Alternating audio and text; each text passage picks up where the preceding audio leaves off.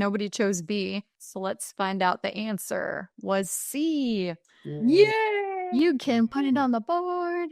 All right. So acknowledgement and coming up with a solution to the issue. So I think acknowledgement's a huge thing because so many people don't want to acknowledge that they did something It's like wrong. those politicians, they're like talking around it and they're just not ever acknowledging like, yes, I did this, you know, they're just like, well, prayers are with the family and, you know, we're hoping for this. It's like, yeah, just admit you freaking screwed up, dude. It's like not that big of a deal.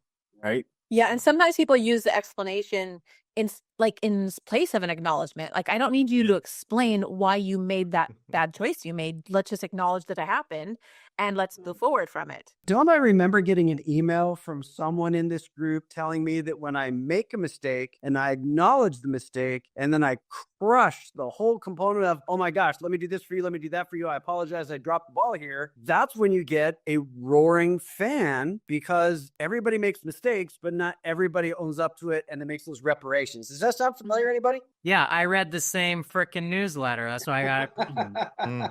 Where is this speaks letter coming? This pretty incredible stuff. at all? Hmm? Does that sound familiar to you at all? I think we have another question coming up. Yeah.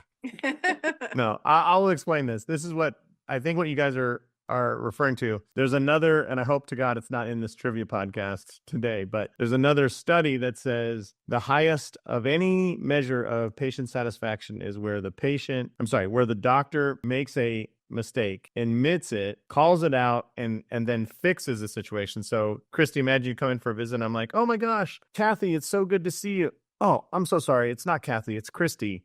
Oh, God, I'm so sorry. I saw so many people today, but I know it's Christy. I'll work on it in the future. Anyways, how are you doing? If you create that mistake, catch yourself, and then admit to it and fix it, that's the highest patient satisfaction you'll get. And so those people that ran that study decided, well, could you manipulate that? And they did. Like 2 years later, they did the same. They told doctors to make a small mistake and fix it. Like, you don't want to be like, well, it looks like you have stage 4 cancer.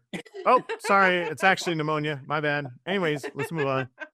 But making those mistakes, calling it out, and then fixing yourself is like, it shows you're humble and you're a human. Well, and it builds trust, right? Like, this person's gonna acknowledge what's going on. No matter what. Yeah. Right. But if they go like, you know, oh, hey, Kathy, and you're like, it's Christy, whatever. So yeah, that one does not result in high, there's not high levels of trust and improvement there.